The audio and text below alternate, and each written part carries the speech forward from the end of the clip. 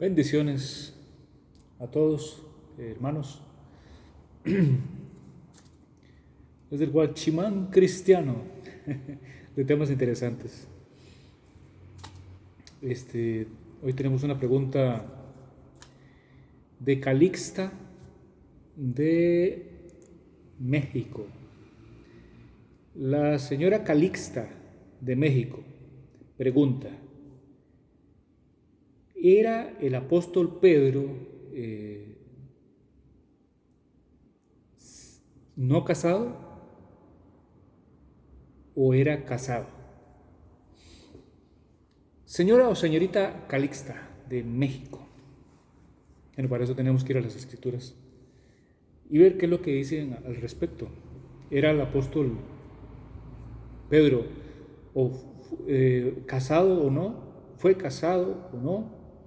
¿Estaba casado o no? La Iglesia Católica se empeña en decir que no era casado. Esto porque en 1123, en el siglo XII, en el Tratado de Letrán, la Iglesia Católica instituyó lo que es el celibato.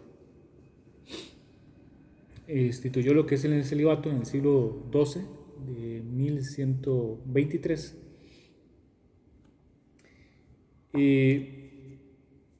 Después de que eso se instituye, se va a llegar a decir que, bueno, que el padre de la Iglesia Católica, ¿cómo se puede decir? El apóstol Pedro era célibe, que no tuvo esposa. Lo curioso de esto es que en el 1123, en el Tratado de Letrán, se instituye el celibato, el celibato sacerdotal, pero no con la intención de que si Pedro fue casado o no era casado. Se instituye con la intención porque hay una degradación moral muy fuerte en lo que es cuestión de faldas. En cuestión de faldas hay una degradación moral muy fuerte, entonces se instituye lo que es el celibato en el siglo XII, repito, de 1123, en el Tratado de Letrán, en el concilio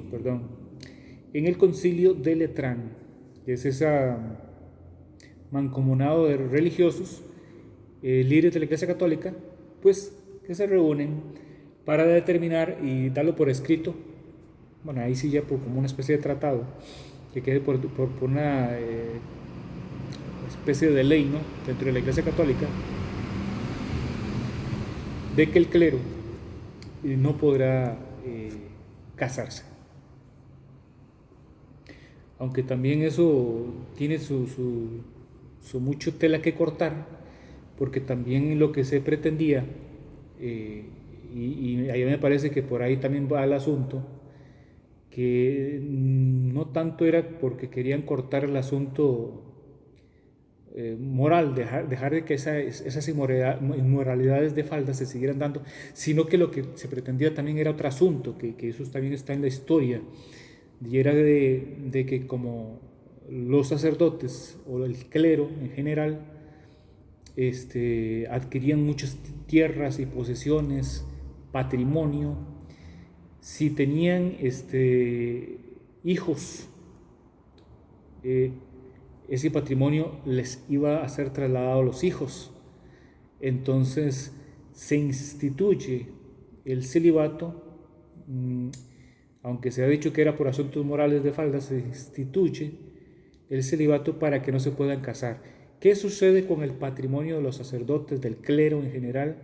Entonces, cuando estos morían, pues se trasladaba a la iglesia. La iglesia como institución crecía más en riqueza, más y más. Al no haber hijos que pudieran heredar. Y aunque sí pudiesen haber tenido hijos, por fuera, digámoslo así, de esa ley del celibato, pues por esa ley no se les daba el derecho de heredar.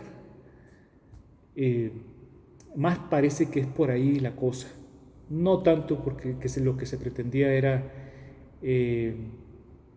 eliminar ese problema de faldas que estaba habiendo, que sí, de hecho en la historia se puede ver que era muy grande. Creo que hay un caso bastante fuerte ahí, como los Borgia, para el que le gusta estudiar esto de la historia, puede estudiar lo que es la familia Borgia, el papado y todo esto, ¿no? Pero en el caso del celibato, me parece que más va por el lado de agrupar riqueza en aquel momento.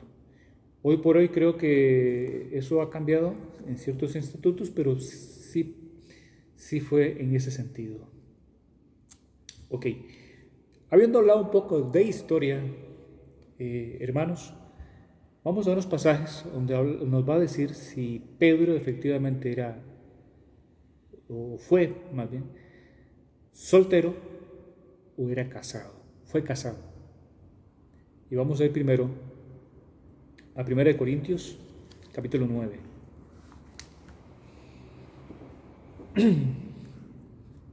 Pueden irlo buscando por ahí.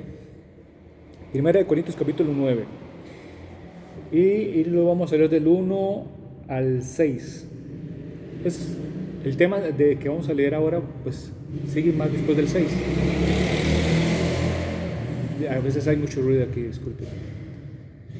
Sigue más después del 6, pero lo que voy a rescatar está sobre todo en el 5. Que aquí habla de los derechos de un apóstol. Los derechos, ya sea que se tomen o no se tomen, pero estos son los derechos de un apóstol, citado lo que es por Pablo. Y dice así, comienza con preguntas. ¿No soy apóstol? Obviamente sí era. ¿No soy libre? Por supuesto que sí. ¿No he visto a Jesús, el Señor nuestro? Sí, Pablo, sí, lo había visto. ¿No sois vosotros mi obra en el Señor? Pues sí, la respuesta era sí. Verso 2. Si para otros no soy apóstol, para vosotros ciertamente lo soy, dice Pablo. Porque el sello de mi apostolado sois vosotros en el Señor, ¿verdad? O sea, vosotros sois el fruto de mi trabajo de apóstol. 3. Contra los que me acusan, esta es mi defensa. Porque a Pablo se le estaba diciendo, bueno, usted no puede esto, no puede lo otro. Pero ¿por qué si esas cosas que me están diciendo que no puede, otros apóstoles las hacen? No soy yo apóstol. Esa es la defensa de Pablo. Ok, continuamos entonces. Contra los que me acusan, esta es mi defensa. ¿Acaso no tenemos derecho de comer y beber? ¿Verdad? ¿No tenemos derecho de traer con nosotros una hermana por mujer, como también los otros apóstoles y los hermanos del Señor y Cefas?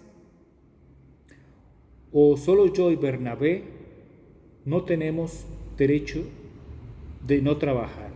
Porque él estaba diciendo, ¿acaso no tenemos derecho de comer y beber? Porque se le estaban diciendo, bueno, es que ustedes ya comen y beben, pero yo no los veo que trabajen, un ejemplo de tracciones que estaban recibiendo ellos, Bernabé y Pablo.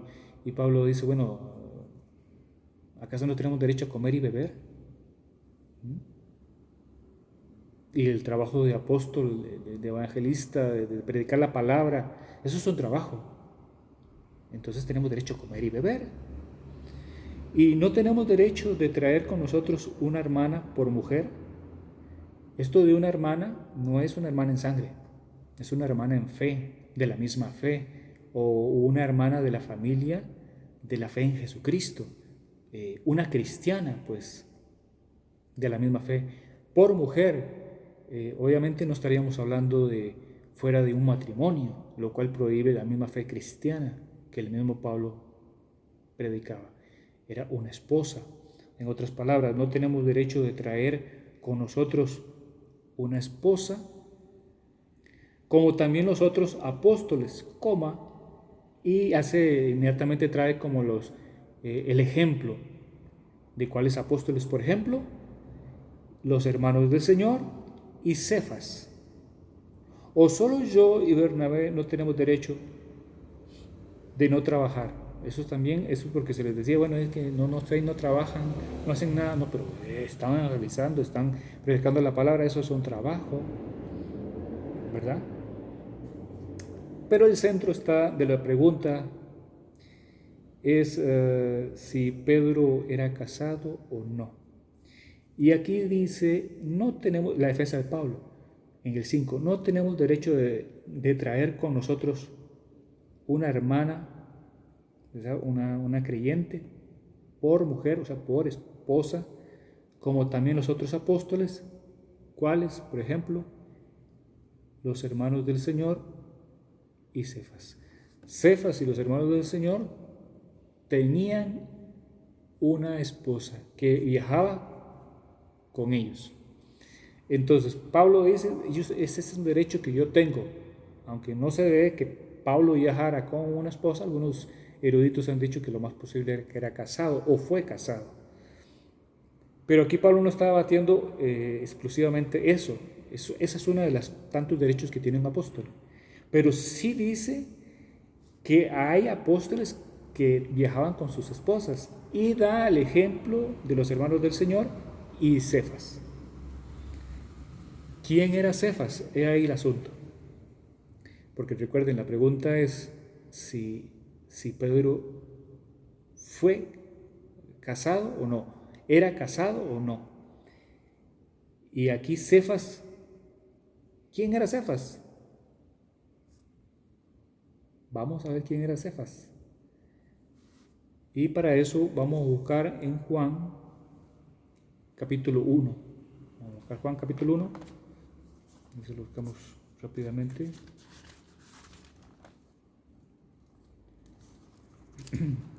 Bueno, que no soy muy rápido para buscar. Se me bailan las páginas. Juan capítulo 1, versículo 42. Vamos a buscarlo aquí. Aquí está. Juan capítulo 1, verso 42.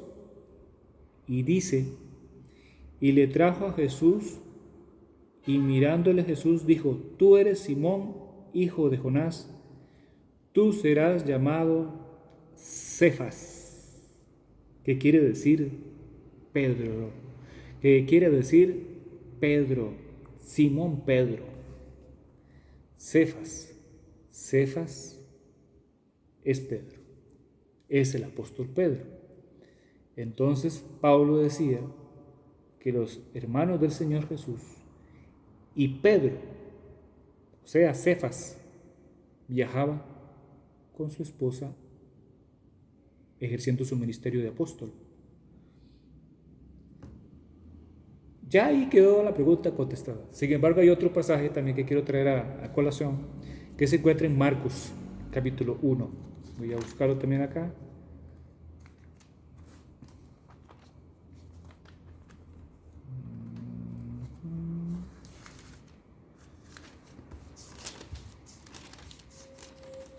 Marcos capítulo 1, verso 28 al 30.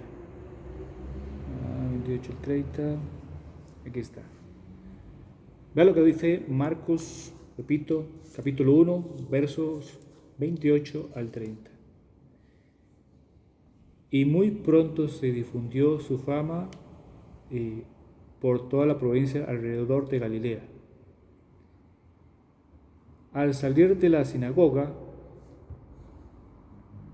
vinieron a casa de Simón y Andrés con Jacobo y Juan. Y la suegra de Simón,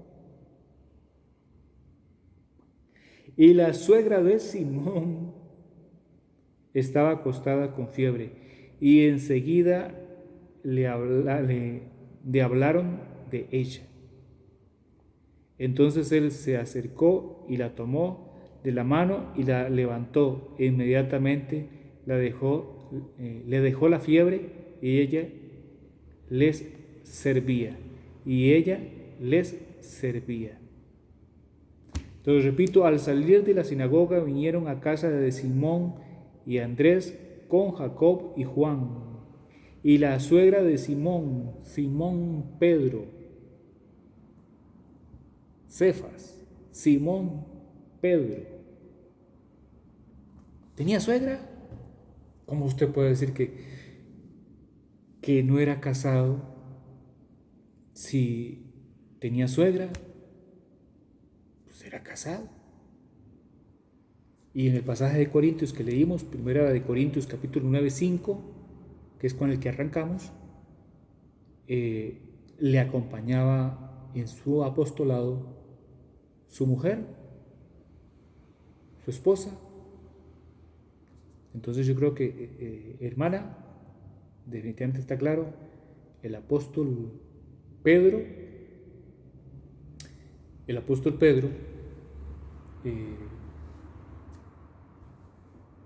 sí era casado y tenía esposa. Repito, después en el catolicismo, después de que se instituye el celibato, que se dice que era por un asunto moral de faltas muy grande dentro de la Iglesia Católica, aunque repito lo que ya he dicho, que también históricamente tiene que ver más con lo que es esto del asunto de las herencias. A posterior se comienza a incrementar la creencia en el catolicismo de que Pedro entonces era célibe y que el celibato se instituyó porque así Pedro era célibe, los sacerdotes deben de ser célibes. Pero no fue así cuando se instituyó el celibato. No era esa la razón, aunque hoy por hoy muchos sacerdotes incluso sí lo enseñan así. Pero no era así. Eso es interesante que ni ellos mismos sepan lo que es la historia católica, de la religión católica, en este caso. Hermana, sí, repito, sí, Pedro era casado. Lo dicen las escrituras y no lo digo meramente yo. En fin, si usted desea más, digamos, que le ayudemos con más de sus preguntas, estamos para servirle. Estoy para servirle. Las vamos a ir contestando según nos vayan llegando. Será un gusto compartir con ustedes en este canal y poder crecer juntos y así aprovechar esta opción que se ofrece en este canal, que es poderle ayudar a usted en sus preguntas, en sus inquietudes, en su crecer cristiano. Por ahí también me preguntaban, si yo tengo una, ¿cómo se puede decir? Como que me lo plantearon, como una especie como de educación teológica. Sí tengo educación teológica. Conozco de teología, conozco las escrituras. En ese sentido, obviamente, lo primordial ahí, pues son estas. Vamos siempre a responder con las escrituras, no responder según lo que a mí me parece, lo que yo creo, a lo mejor, quién sabe. No. Siempre con las escrituras en mano. Mis hermanos, vamos a estar respondiendo las preguntas. Si en alguna no pudiésemos contestar, explicaremos por qué. Porque hay que ser sinceros. A Dios le conocemos conforme Él se nos ha mostrado, se ha dignado mostrársenos. Pero no es que podemos explicar a Dios, porque ¿quién podrá explicar a Dios? Solo podemos explicar lo que Él se ha dignado mostrársenos. Y a través de las escrituras, por supuesto. Entonces no pretendemos aquí tampoco ser como arrogantes de decir todo lo sabemos. Tampoco eso es lo que pretendemos. Bien, que Dios me los continúe bendiciendo. Nos vemos hasta la siguiente pregunta. Igual también vamos a estar dando pequeños mensajes bíblicos, ciertos comentarios bíblicos Y ahí lo puede ver usted en este canal, su canal de ustedes. Que el Señor me los bendiga. Y ahora se me despido desde el Guachimán Cristiano. Chao.